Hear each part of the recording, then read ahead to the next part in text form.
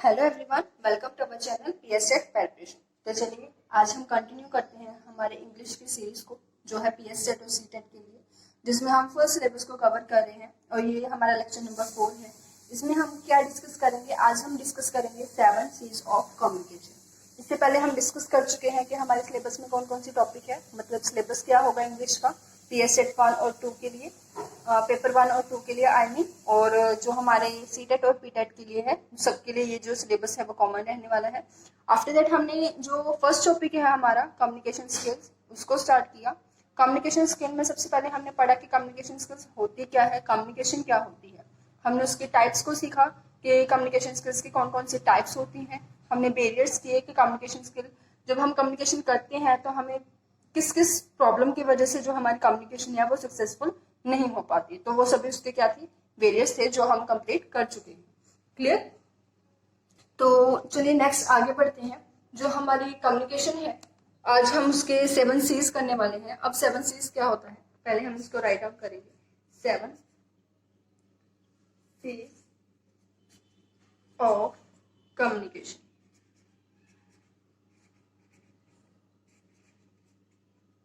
तो कम्युनिकेशन के 7 C's क्या होते हैं? अगर हम देखें कि कम्युनिकेशन होती है जो, वो अच्छे वे से करने के लिए कुछ रूल्स को यूज किया जाता है। वो सभी के सभी जो रूल्स हैं वो सी से स्टार्ट होते हैं और वो काउंटिंग में 7 होते हैं, इसलिए उन रूल्स को 7 C's ऑफ कम्युनिकेशन कहा जाता है।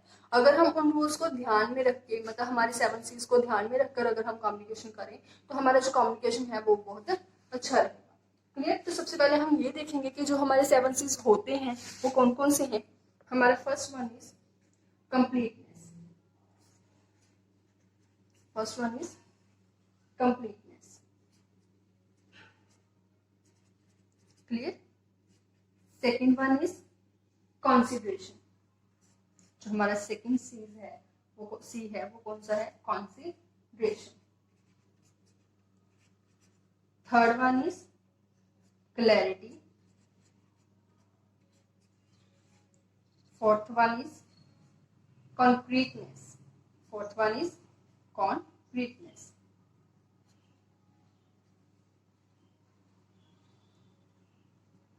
क्लियर? ये हमारे 4 हैं। आफ्टर दैट फिफ्थ वन कौन सा है? Fifth one is courteous.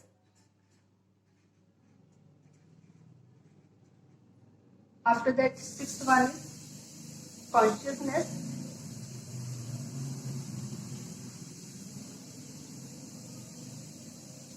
Means last है वो कौन सा है? करेक्टनेस।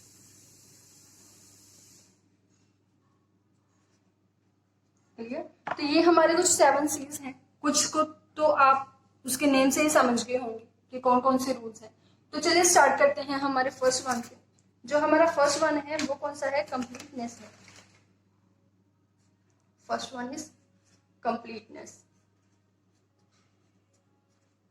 अब कंप्लीटनेस की अगर हम बात करें तो क्लियर है कि जो हमारी कम्युनिकेशन है वो कंप्लीट होनी चाहिए।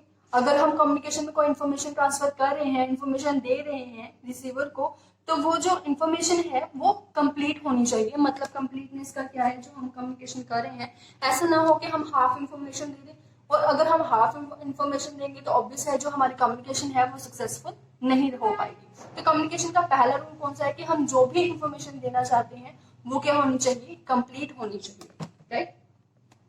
तो हम कह सकते हैं complete information.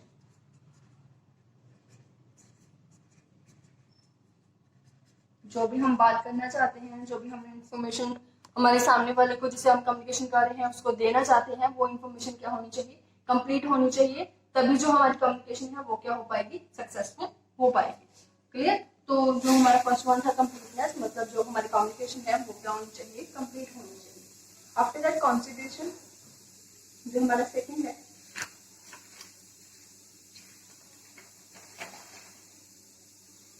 Second one is consideration.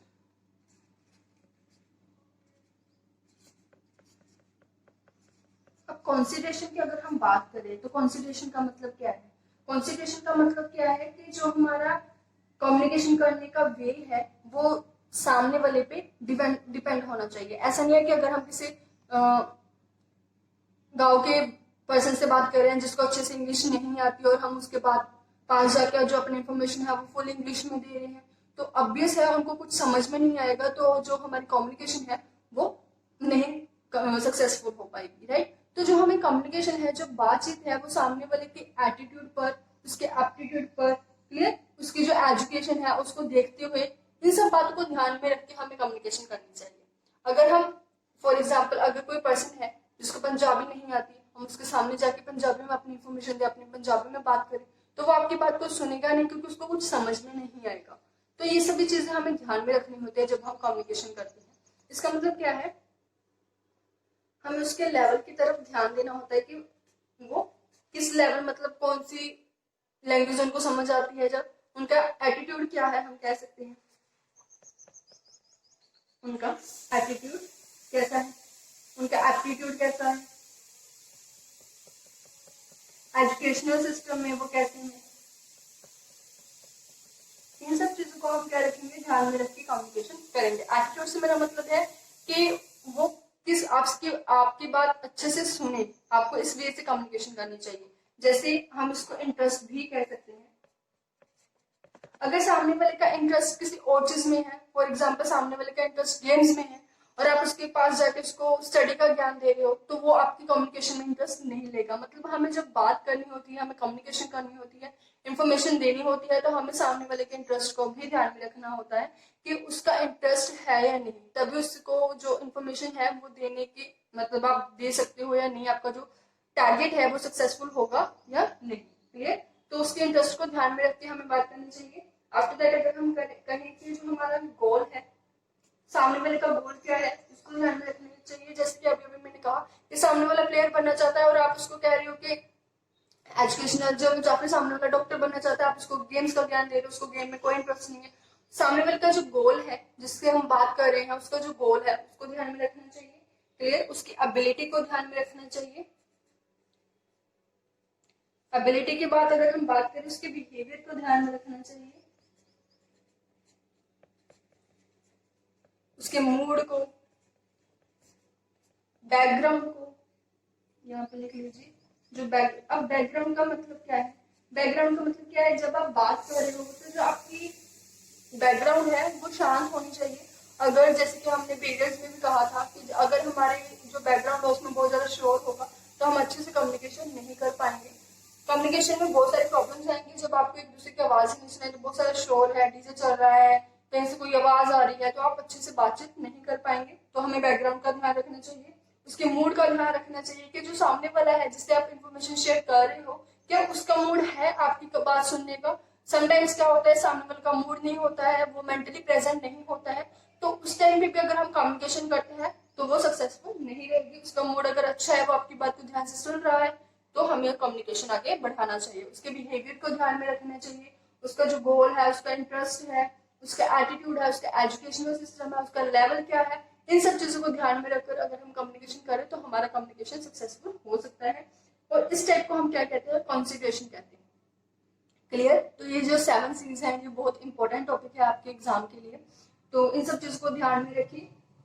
Consideration में क्या क्या आता है, सामने वाले का एटीट्यूड, मतलब उसका एटीट्यूड क्या है, एप्टीट्यूड क्या है, एजुकेशनल सिस्टम उसका कैसा है, लेवल उसका कैसा है, क्लियर, उसकी एबिलिटी क्या है, उसका गोल क्या है, उसका इंटरेस्ट किसमें है, उसका जो हमारा बैकग्राउंड है उसमें कोई शोर तो नहीं है। तो इन सब चीजों को ध्यान में रख के हमें क्या करना चाहिए, कम्युनिकेशन कंटिन्यू करना चाहिए। अगर हम नेक्स्ट वन की बात करें, थर्ड वन की, तो थर्ड वन हमारा क्या है, क्लियरिटी। अब क्लैरिटी की अगर हम बात करें तो क्लैरिटी में क्या होता है, नेम से ही क्लियर है कि जो हम कम्युनिकेशन कर रहे हैं, जो हम बात कर रहे हैं वो क्लियर होनी चाहिए। क्लियर का मतलब क्या है, अगर हम बहुत डिफिकल्ट ग्रामर यूज करेंगे, बहुत डिफिकल्ट एंटोनियम सिनोनियम, जैसे कोई इंग्लिश में बात कर रहा है, क्लियर, सामने वाले को आपकी इंग्लिश समझ आ रही है तो वो आपसे बात करेगा। बट अगर आप हाई लेवल का इंग्लिश बोलोगे, एंटोनियम सिनोनियम ज्यादा डिफिकल्ट यूज करोगे, आप बहुत ज्यादा डिफिकल्ट वर्ड यूज करोगे, क्लियर, आपका जो ग्रामर है वो ज्यादा हाई होगा, तो सामने वाले को कम्युनिकेशन करने में क्या हो सकती है, प्रॉब्लम हो सकती है। हो सकता है उसका लेवल इतना ना हो जितना आप उसको समझ रहे हो। तो इस चीज का भी ध्यान रखना चाहिए। मतलब जो मोस्टली हमें क्या करना चाहिए, इजी वे में होना चाहिए, इजी वोकैब यूज करना चाहिए, इजी ग्रामर, हमारा होना चाहिए, हमारे जो सेंटेंस है, जो हमारे वर्ड है, वो इजी होनी चाहिए ताकि जो सामने वाला अच्छे से आपकी बात को कैच कर सके।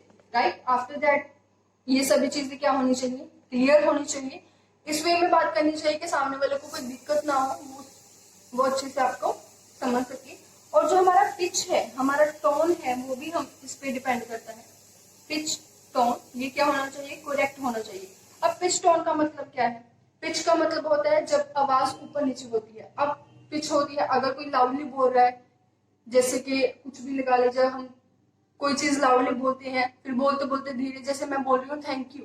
थैंक यू में क्या है, जो थैंक यू है, थैंक, वो मैंने लाउड वे में बोला, और यू वो मैंने स्लो में बोला। तो थैंक यू, थैंक पे हम ज्यादा प्रेशर डाल रहे हैं और यू पे कम, तो ये हमारा क्या है, पिच है। This one is pitch. तो जब हम कम्युनिकेशन करते हैं, हमें इस चीज पर ध्यान रखना चाहिए कि हमारा कौन सा वर्ड का पिच कैसा होना चाहिए, जिसपे हमें ज्यादा प्रेशर डालना है, किस पे हमें कम। हमारा टोन कैसा होना चाहिए, अगर हम बात कर रहे हैं तो हमारा टोन लाइटली होना चाहिए, कैसा होना चाहिए। ये सब चीजें क्या होती हैं, कम्युनिकेशन इस पे डिपेंड करता है। क्लियर? तो अगर हम क्लैरिटी की बात करें, क्लैरिटी मतलब जो हमारा पिच है, जो हमारा टोन है, वो सही होना चाहिए। जो हमारी ग्रामर है, जो हमारा वे है बात करने का, वो बिल्कुल क्लियर होना चाहिए, इजी वोकैब होना चाहिए, इजी ग्रामर उसमें यूज करना चाहिए। हमारे जो सेंटेंसेस हैं, हमारे जो वर्ड्स हैं, वो ज्यादा डिफिकल्ट नहीं होने चाहिए, बिल्कुल क्लियर होने चाहिए। राइट, आफ्टर दैट अगर हम बात करें फोर्थ वन, तो हमारा फोर्थ कौन सा है, विच इज कॉन्क्रीटनेस। कॉन्क्रीटनेस, अब कॉन्क्रीटनेस में क्या होता है, इसमें हमें फैक्ट्स और फिगर्स, मतलब फैक्ट्स और फिगर्स की ज्यादा वैल्यू यूज करना चाहिए। जैसे मैं आपको फैक्ट्स और फिगर्स का मतलब क्या है, आंकड़े, हम इसको पंजाबी में कह सकते हैं कि हमें आंकड़ों का ज्यादा यूज करना चाहिए। कि इस जैसे 1817 ईयर में इतने इतने परसेंट लोगों को हम कह सकते हैं कि बीमारी हुई थी, उसमें से इतने परसेंट लोग बच गए थे। तो ये जो आंकड़े हैं, हम इनका यूज ज्यादा करना चाहिए, हमें फैक्ट्स और फिगर्स का यूज ज्यादा करना चाहिए। और उसको हम क्या कह सकते हैं, कॉन्क्रीटनेस कह सकते हैं। राइट, नेक्स्ट अगर हम बात करें फिफ्थ वन, फिफ्थ की अगर हम बात करें तो इसमें क्या हम कहेंगे, कॉर्टिस। इसमें क्या है कि जब हम बात कर रहे हैं तो हमें सामने वाले की जो इमोशंस हैं, उसकी जो फीलिंग्स हैं, उसको रिस्पेक्ट करते हुए बात करनी चाहिए। अगर हम उसकी फीलिंग्स को, उसके इमोशंस को रिस्पेक्ट नहीं करेंगे, बस अपने ही वे में बोलते जाएंगे, तो वो आपकी कम्युनिकेशन को ज्यादा ध्यान नहीं देगा और आपका जो कम्युनिकेशन है वो सक्सेसफुल नहीं हो पाएगा। तो जो सामने वाले की जो फीलिंग है, उनको रिस्पेक्ट करना चाहिए, उनके जो इमोशंस हैं उनको रिस्पेक्ट करना चाहिए। क्लियर? तो हमें सामने वाले के फीलिंग्स और इमोशंस को ध्यान में रख के अपनी बात को आगे बढ़ाना चाहिए। अगर हम नेक्स्ट बात करें, सिक्स्थ वन, सिक्स्थ में क्या है, कॉन्शियसनेस। अब कॉन्शियसनेस की अगर हम बात करें, कॉन्शियसनेस में क्या होता है, हमारा जो टॉपिक है जिसपे हम बात करना चाहते हैं, वो ज्यादा लंबा चौड़ा नहीं होना चाहिए। अगर आप लेक्चर देते रहोगे, 3-4 घंटे लेक्चर देते रहोगे, तो कोई आपको इतना इंटरेस्ट से सुनेगा नहीं। तो हमारी जो बात है वो पॉइंट टू पॉइंट होनी चाहिए, जिसमें ज्यादा जिसे हम कह सकते हैं घुमा फिरा के बात ना करना, क्लियर, वर्ड टू वर्ड बात करना। तो हमारा जो कम्युनिकेशन है वो शॉर्ट होना चाहिए, वर्ड टू वर्ड होना चाहिए, नॉन रिपीटिव, मतलब ऐसा ना हो कि हम एक ही चीज को बार बार रिपीट करते रहे। नॉन रिपीटिव, कई बार क्या होता है, हम बात कर रहे हैं तो एक ही चीज को बार बार घुमा फिरा के उसी चीज को बार बार रिपीट करते रहते हैं, तो इससे हमारी जो कम्युनिकेशन है उस पर बहुत बैड इफेक्ट पड़ता है। और सबसे बड़ी बात, ये टाइम सेविंग होनी चाहिए। टाइम सेविंग, टाइम सेविंग का मतलब क्या है, ऐसा ना हो कि आप, जिसके अभी मैंने कहा कि आप 5 घंटे किसी से कहो कि मुझे आपसे बात करनी है, इतना लंबा लेक्चर दो वो, तो आपका जो कम्युनिकेशन है वो सक्सेसफुल नहीं हो पाएगा। एनर्जी आपकी सेव होनी चाहिए, मतलब अगर आप घुमा फिरा के बातें करोगे तो आपका एनर्जी भी यूज होगा। तो अगर हम पॉइंट टू पॉइंट बात करें कि ये बात है, ये इन्फॉर्मेशन आपने देनी है, टॉपिक टू टॉपिक आपने इन्फॉर्मेशन दी, तो ये सब कुछ किसमें इंक्लूडेड होता है, वो होता है कॉन्शियसनेस में। मतलब हमारा टॉपिक शॉर्ट होना चाहिए, रिपीट नहीं होना चाहिए, एक बात को बार बार रिपीट नहीं करना चाहिए, घुमा फिरा कर बात नहीं करनी चाहिए, हमारा जो टाइम है वो वेस्ट नहीं होना चाहिए, हमारी एनर्जी है वो सेविंग में होनी चाहिए, मतलब ज़्यादा वेस्ट नहीं होना चाहिए। क्लियर। नेक्स्ट अगर हम बात करें 7 जो कि हमारा लास्ट है 7, तो ये है करेक्टनेस। अब इसके भी आप नेम से क्लियर हो गए। करेक्टनेस मतलब कुछ पर्सन रहते हैं ऐसे होते हैं जो बात करते हैं बातों ही बातों में, वो जैसे हिडन मैसेज हम कह सकते हैं। क्लियर। मतलब बिल्कुल डायरेक्ट होना चाहिए। अगर आप जो बात कहना चाहते हो वो कहनी चाहिए। ऐसे नहीं है कि हम घुमा फिरा के बात कर रहे हैं, आप बात कुछ और कर रहे हैं, उसका मीनिंग कुछ और है, उसमें कोई हिडन मैसेज है। ऐसे करोगे तो हो सकता है आपके जो सामने वाला है उसको अच्छे से आपकी कम्युनिकेशन समझ ना आए, वो ना समझ सके कि आप कौन सा मैसेज उसे देना चाहते हो, कौन सी इन्फॉर्मेशन उसे देना चाहते हो। तो ये सच्चाई पे बेस्ड होना चाहिए, करेक्ट होना चाहिए, इसमें सच्चाई होनी चाहिए। ठीक है।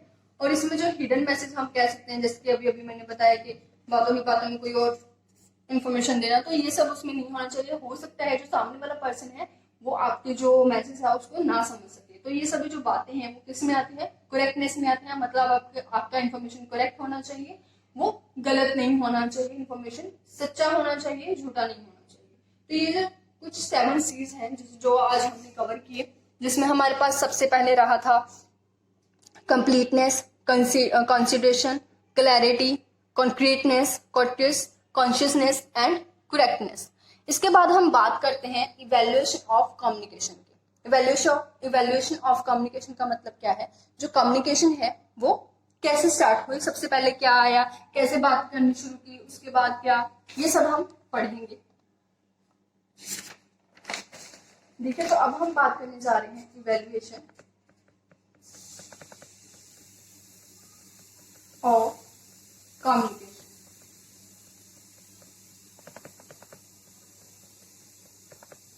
इवेल्युएशन ऑफ कम्युनिकेशन में क्या है, मतलब अगर हम बात करें 300 BC की, BC मतलब जो पीछे से स्टार्ट होते हैं। क्लियर। 3000 BC, सॉरी 3000 BC में सबसे पहले बिल्कुल स्टार्टिंग में बातें कैसे की जाने लगी, कम्युनिकेशन कैसे की जाने लगी 3000 BC में। तो सबसे पहले स्टार्ट हुई थी केव पेंटिंग।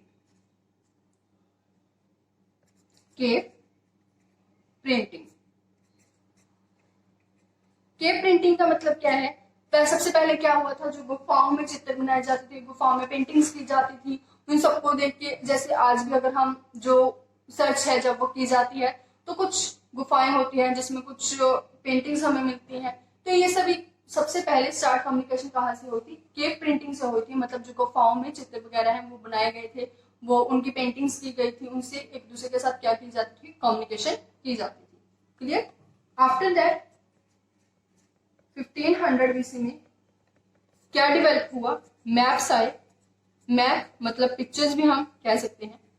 तो इन सब मैप्स के द्वारा, पिक्चर्स के द्वारा क्या किया जाने लगा, कम्युनिकेशन किया जाने लगा। 3500 की अगर हम बात करें तो इस टाइम में क्या था, पेंटिंग थी, पेंटिंग्स आई, पेंटिंग की जाने लगी, पेंटिंग्स के द्वारा रिप्रेजेंट किया जाने लगा अपने अपने फीलिंग्स को, अपने अपने इंफॉर्मेशन को। 16 BC की अगर हम बात करें, 1600 की, तो यहाँ पे क्या हुआ था, इस टाइम पे अल्फाबेट डिवेल्प हुए थे। अल्फाबेट जो आज हम यूज कर रहे हैं ये कब डिवेल्प हुए थे, 1600 BC में। क्लियर। तो अल्फाबेट डिवेल्प हुए थे सबसे पहले 1600 BC में।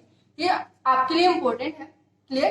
तो हो सकता है इनमें से कोई एक क्वेश्चन आ सके कि कब डिवेल्प हुआ था, सबसे पहले क्या आया था, ये सब, तो इन सबको ध्यान से कीजिएगा।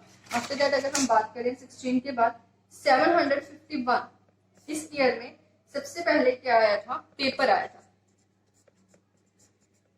पेपर आया था किस ईयर में, 751 में। मतलब जिस पेपर को आज हम यूज कर रहे हैं वो पेपर कब डिवेल्प हुआ था, कब वो आया था, 751 में। आफ्टर दैट 1250 में राइटिंग, लिखना शुरू किया गया था कब, 1250 में, 1250 में। 1305 की अगर हम बात करें तो चाइना ने क्या डेवलप किया था, चाइना ने डेवलप किया था वुडन ब्लॉक। वुडन ब्लॉक मतलब वुडन जो होती है, एक लकड़ी का पीस होता है, लकड़ होती है, उस पर उन्होंने पेंटिंग्स करनी शुरू की, वुडन ब्लॉक पे लिखना शुरू किया। उन्होंने अपनी इंफॉर्मेशन थी वो वुडन पे देनी शुरू की। जैसे पहले केव में पेंटिंग्स होती थी, इन 1305 किसमें होने लगी, वुडन पे होने लगी। क्लियर। आफ्टर दैट जो 1520 है उसमें क्या हुआ, 1520 में स्मोक सिग्नल्स। स्मोक सिग्नल्स का मतलब ये है कि स्मोक के साथ सिग्नल दिए जाने लगे। जैसे कोई टापू है जब पे हम मोस्टली देखते हैं, उसमें कोई फंस जाता है तो क्या होता है, धुआं उड़ाया जाता है, स्मोक के जो आग होती है उससे धुआं उड़ाया जाता है। उसको देखकर ऊपर से अगर कोई जा रहा है हेलीकॉप्टर में, अगर कोई जा रहा है तो वो क्या करता है, उस इंफॉर्मेशन को समझ लेता है, उसे समझ आ जाता है कि यहाँ पे कोई मुश्किल में है। मोस्टली हम देखते हैं ये सब, तो डिस्कवरी में आपने देखा ही होगा ये। तो ये सब कब डेवलप हुआ था, 1520 में। मतलब स्मोक के साथ क्या दिए जाने लगे थे, सिग्नल दिए जाने लगे थे। आफ्टर का हम 1792 की बात करें, 1792 इसमें क्या स्टार्ट हुआ था, टेलीग्राफी। क्या स्टार्ट हुआ था, टेलीग्राफी। अब टेलीग्राफी के बारे में तो सबको पता ही होगा, राइट। तो टेलीग्राफी स्टार्ट हुई थी 1792। आफ्टर दैट अगर हम बात करें 1792 के बाद, 1792 में टेलीग्राफी के बाद हमारे पास कौन सा ईयर आता है, 1831। 1831 इसमें क्या स्टार्ट हुआ था, फुल प्रोफेशनल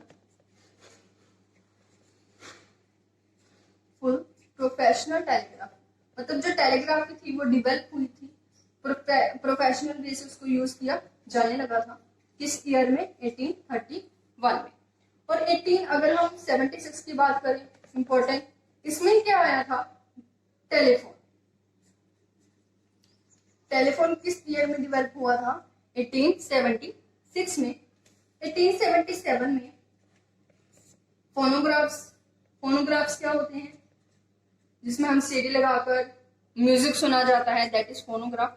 फोनोग्राफ कब आए थे, 1877 में। उसके बाद डेवलप हुआ 1889 में टेलीफोन। टेलीफोन देखिए पहले हुआ था बट वो डायरेक्ट नहीं था, जिसको हम डायरेक्ट टेलीफोन जो हम कह सकते हैं, जो हमारे लैंडलाइन वाले फोन्स होते हैं, वायर से कनेक्टेड होते हैं। लैंडलाइन आप सबको पता होगा, देखे होंगे आप सबने। तो ये कहाँ पे कौन सी ईयर में डेवलप हुए थे, 1889, राइट। उसके बाद 1902 की अगर हम बात करें, लैंडलाइन के फोन आने के बाद अगर हम 1902 की बात करें, तो इसमें क्या आया था, रेडियो सिग्नल। मतलब रेडियो यहाँ पे यूज करने शुरू हो गए थे। रेडियो के जो सिग्नल्स हैं वो उनको सर्च किया गया था। उसके बाद अगर हम बात करें 1925 की, 1925 में रेडियो के बाद क्या आया था, टीवी, जो कि आज भी हम सभी देखते हैं। तो ये कौन से ईयर में डेवलप हुआ था, 1925 में। 1947 में क्या डेवलप हुआ था, 1947 में हुआ था सेल फोन, जिसको हम मोबाइल फोन कहते हैं। कीपैड के होते थे सेल फोन, राइट। उसके बाद 1958 इस ईयर में स्टार्ट की गई थी फोटोस्टेट, जीरोक्स कहते हैं जिसको, फोटोस्टेट की जाती थी। वो कब हुई थी शुरू, 1958। फोटोस्टेट के बाद जो अगर हम बात करें तो 1963 में फोटोस्टेट के बाद क्या आया था, सैटेलाइट्स भेजी गई थी। सैटेलाइट्स को सर्च किया गया था, उनको बनाया गया था। सैटेलाइट के साथ क्या हुआ, हमें सिग्नल्स मिलने लगे थे, जिससे हमारा जो कम्युनिकेशन है वो बहुत ज्यादा डेवलप हुआ था। क्लियर, 1963। उसके बाद अगर हम बात करें 1963 के बाद जो हमारा नेक्स्ट है 1965, उसमें हमने क्या देखा था, 1965 में देखा हमने ईमेल्स जो है हमारी वो बन चुकी थी, ईमेल्स है वो सर्च की गई थी, वो स्टार्ट हुई थी। 1966 की अगर हम बात करें तो 1966 में जो केबल्स हैं, ऑप्टिकल फाइबर केबल जिसको कहा जाता है, वो केबल्स जिसको आज हम यूज करते हैं, केबल्स को यूज करके कंप्यूटर चलाया गया था, केबल्स को यूज करके हम टीवी, लैंडलाइन, ये सब कुछ। तो ये कब डेवलप हुआ था, 1966 में। क्लियर। और 1967 में की अगर हम बात करें, सॉरी 69 की, तो 1969 में क्या डेवलप हुआ था, इंटरनेट। इंटरनेट कब की शुरुआत कब हुई थी, इंटरनेट की 1969 में। और 1971 की अगर हम बात करें, इंटरनेट के बाद जो हमारा पीसी है, जिसको हम पर्सनल कंप्यूटर बोलते हैं। क्लियर, पर्सनल कंप्यूटर सबने देखा होगा, जो पीसी है वो बहुत बड़ा सा एक बॉक्स होता था। आजकल भी एलसीडी हैं जो बिल्कुल पतले होते हैं। तो पीसी क्या है, 1971 में डेवलप हुआ था, जिसको हम पर्सनल कंप्यूटर भी बोलते हैं। तो ये कब डिवेल्प हुआ था? 1971।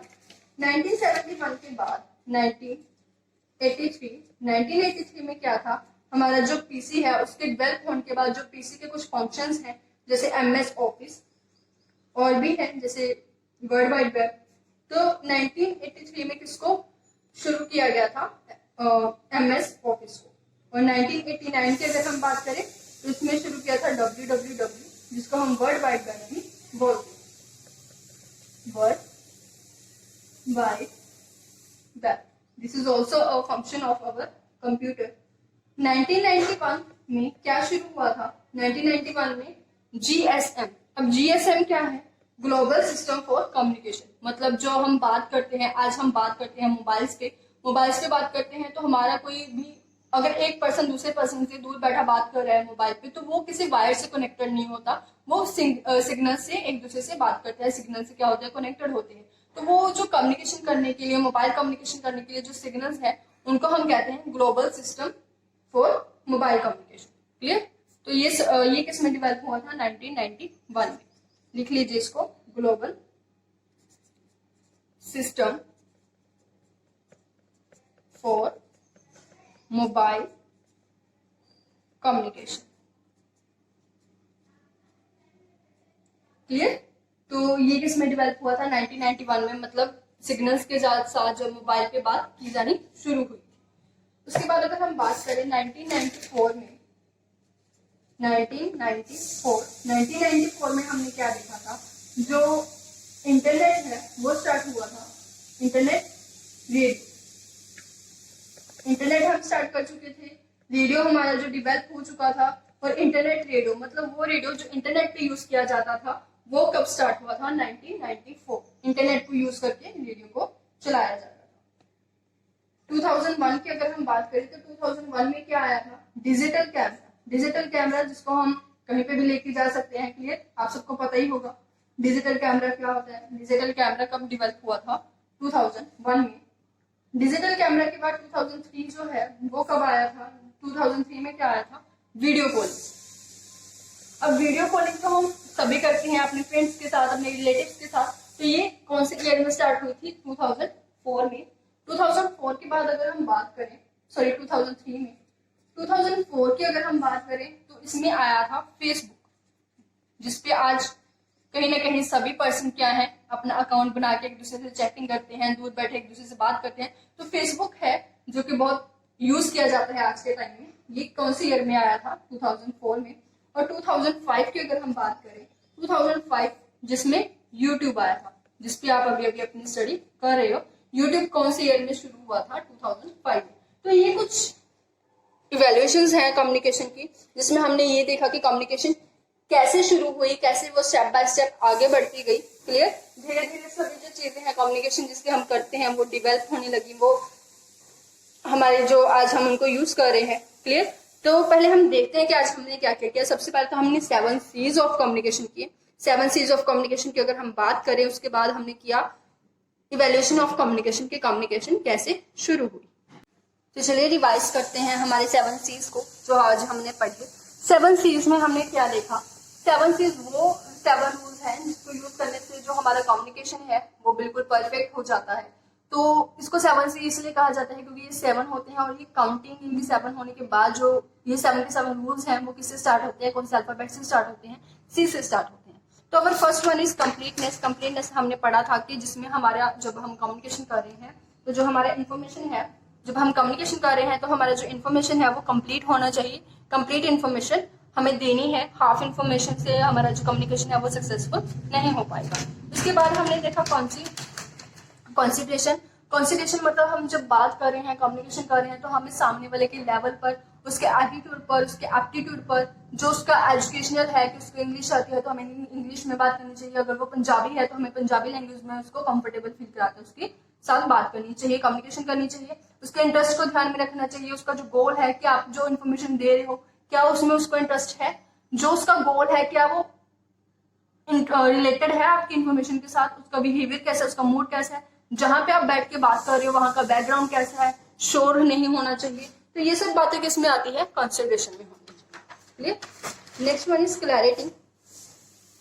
क्लैरिटी मतलब जब भी हम बात करते हैं हमारा जो कम्युनिकेशन है वो बिल्कुल सिंपल होना चाहिए, सिंपल लैंग्वेज हमें यूज करनी चाहिए। हमें ज्यादा जार्गन्स मतलब मुहावरे कह सकते हैं उनको यूज नहीं करना चाहिए। इजी वकैब होना चाहिए, इजी ग्रामर होना चाहिए। हमारे जो सेंटेंसेस है, वर्ड्स हैं, वो बिल्कुल क्लियर होने चाहिए, इजी होने चाहिए। क्लियर। तो जो हमारा पिच है, जो टोन है, हमें उसका ध्यान रखना चाहिए कि हमें कहाँ पे पिच को यूज करना है, कहाँ पे हमारा जो प्रेशर है वो हाई होना चाहिए और कहाँ पे लो होना चाहिए। जैसे कि मैंने आपको एग्जांपल दिया था थैंक यू। थैंक यू में हमारा जो पिच है वो हाई होता है थैंक पर, और यू हम लो में, लो वॉइस में बोलते हैं। क्लियर। तो ये सब चीजें हमें ध्यान में रख के हमारी कम्युनिकेशन आगे बढ़ानी चाहिए।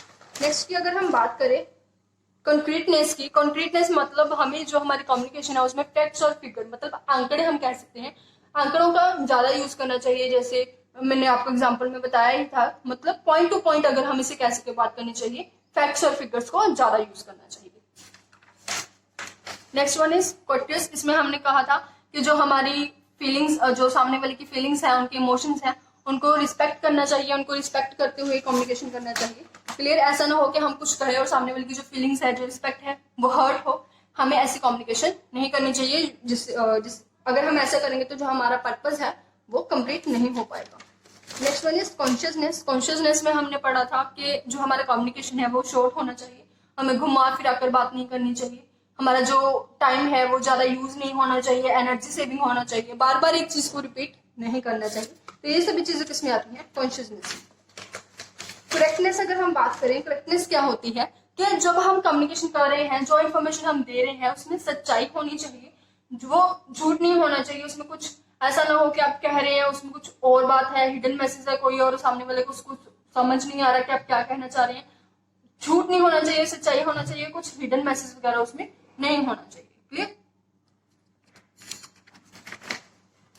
नेक्स्ट अगर हम बात करें इवैल्यूएशन ऑफ कम्युनिकेशन की, इवैल्यूएशन ऑफ कम्युनिकेशन में क्या है, तो कम्युनिकेशन कैसे स्टार्ट हुई थी? सबसे पहले आया था केव प्रिंटिंग। केव प्रिंटिंग मतलब जो गुफा में पिक्चर्स बनाई जाती थी जिससे लोग क्या करते थे, एक दूसरे से कम्युनिकेशन करते थे, उसको कहा जाता है केव प्रिंटिंग। ये कब आया था? 3000 BC में। आफ्टर दैट मैप्स शुरू हुए, मैप्स के बाद पेंटिंग शुरू हुई, पेंटिंग्स के बाद अल्फाबेट डिवेलप हुई। ये सब के ईयर जो है आपके सामने लिखे हैं। क्लियर। 751 में पेपर डेवलप हुआ, जिस पेपर को आज हम यूज कर रहे हैं। उसके बाद आया राइटिंग, राइटिंग आया 1250 में। 1250 में राइटिंग मतलब लिखना शुरू किया गया। और 1305 में चाइना ने क्या किया, वुडन ब्लॉक को शुरू किया। वुडन ब्लॉक मतलब जैसे पहले केव्स में पेंटिंग की जाती थी, फिर उसके बाद क्या हुआ, एक वुड का पीस लेकर उस पर पेंटिंग करके एक दूसरे के साथ प्यार की जाती थी, कम्युनिकेशन की जाती थी। 1520 में स्मोक सिग्नल देखा गया। स्मोक सिग्नल मतलब जैसे कि मैंने आपको बताया कि धुएं के साथ जो सिग्नल्स देना कि हम यहाँ पे हैं, हमें निकाला जाए। जैसे कि अगर आपने डिस्कवरी देखी है तो आपको अच्छे से पता होगा। क्लियर। तो 1792 की अगर हम बात करें, टेलीग्राफी स्टार्ट हुई थी। किस ईयर में हुई थी? 1792 में। 1831 की अगर हम बात करें तो इसमें आया था फुल प्रोफेशनल टेलीग्राफी, मतलब जो टेलीग्राफी आई थी उसको अच्छे से डिवेलप किया गया, उसको प्रोफेशनल वे में यूज किया गया। क्लियर। 1876 में क्या आया? टेलीफोन आया। 1877 में फोनोग्राफ, जिसमें हम सीडी लगाकर, बहुत बड़ा सा होता है जिसको ग्रामोफोन भी कहा जाता है। क्लियर। वो डेवलप हुआ। 1889 में अगर हम देखें, टेलीफोन डायरेक्ट मतलब जिसको हम लैंडलाइन बोलते हैं, जो एक वायर से कनेक्टेड होते हैं, वो डेवलप हुए। वो 1889 में आए। आफ्टर दैट 1902 में टेलीफोन डायरेक्ट के बाद रेडियो सिग्नल्स देखने को मिले। रेडियो सिग्नल्स के बाद टीवी, टीवी के बाद सेलफोन।